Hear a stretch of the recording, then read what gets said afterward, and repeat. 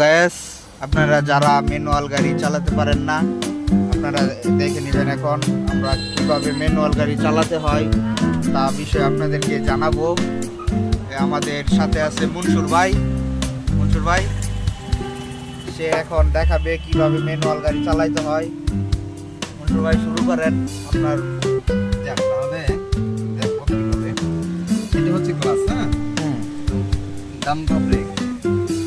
তো এই পায়ে শুধু ব্রেক আর অ্যাক্সেলারেটর, আর এই পায়ে ক্লাস, শুধু ক্লাস। ঠিক আছে, তো এখানে দেখতেছেন গিয়ার। তো এখন নিউট্রালে আছে, এখন ক্লাস করলাম। ঠিক আছে, একে যাবে। ঠিক আছে, একে যাওয়ার পরে ক্লাসটা উপর দিকে আস্তে আস্তে উঠবে। ঠিক আছে, আর অ্যাক্সেলারেটরটা ডাউন হবে। ঠিক আছে, যখন আপনার মোটরটা পাম্পটা ভেঙে যাবে তখন আবার ক্লাস করে আবার দুই। ঠিক আছে, তারপরে দেখা গেছে ক্লাসটা আবার উপর দিকে উঠবে, আবার সেম একই। ঠিক আছে, এভাবে। তবে যদি আপনার এই ক্লাসের সাথে রেস, অ্যাক্সেলারেটর রেস না মিলে, ঠিক আছে, তাহলে দেখা গেছে গাড়িটা বন্ধ হয়ে যাবে না। ঠিক আছে, কারণ অ্যাক্সেলারেটর হচ্ছে দেখা গেছে কি যতটুকু ইঞ্জিনের চা, ঠিক আছে, এতটুকুই তারা জোর দিতে হবে। তো এই হচ্ছে আমার কথা। ঠিক আছে, তো তারপরে অনেক কিছু বোঝার আছে।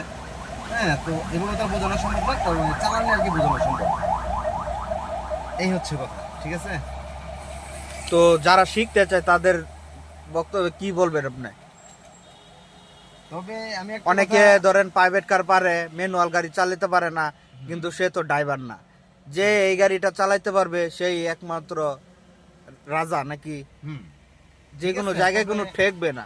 আমি একটা কথা বলি কি, যে ড্রাইভিং শিখুক, ঠিক আছে, আর যে শিখবেন, তবে যদি আপনার ট্রেনিং সেন্টারে শিখেন আপনি, তাহলে দেখা গেছে কি আপনার 6,000, 7,000, 8,000 টাকা নেবে।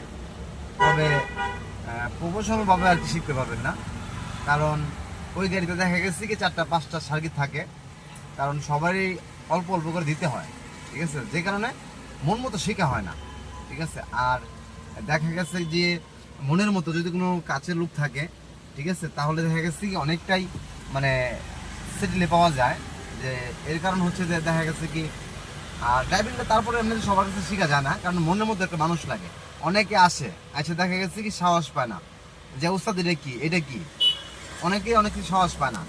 কিন্তু আর যদি কাছের মানুষ হয়, তাহলে দেখা যাচ্ছে কি ওনার সাহসে বলতে পারে যে এটা কি।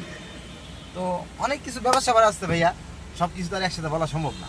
ঠিক আছে, ধন্যবাদ মনসুর ভাই আপনাকে মানুষের বোঝার জন্য। তাহলে আপনার কাছে একটা পরামর্শই থাকবে, যেন মানুষে দক্ষতা মানুষের কাছে, নিজের কাছের মানুষের কাছে যেন এটা শিখতে পারে। যদি ধরেন বিআরটি অনেক ট্রেনিং স্কুল আছে, তারা মন মতন শিখাবে না আপনাদের কাছে। গায়েস আপনারা বুঝতেই পারছেন উনি কি বলতে চাচ্ছে। ওনার বক্তব্য একটাই, যে ট্রেনিং সেন্টারে আপনারা কোনো রকম বাইরে সাইডে দেব, মানে কাবজাব। তাহলে ধন্যবাদ। যদি আপনারা বুঝে থাকতে পারেন তাহলে ইনশাল্লাহ সফল হতে পারবেন। আসসালামু আলাইকুম।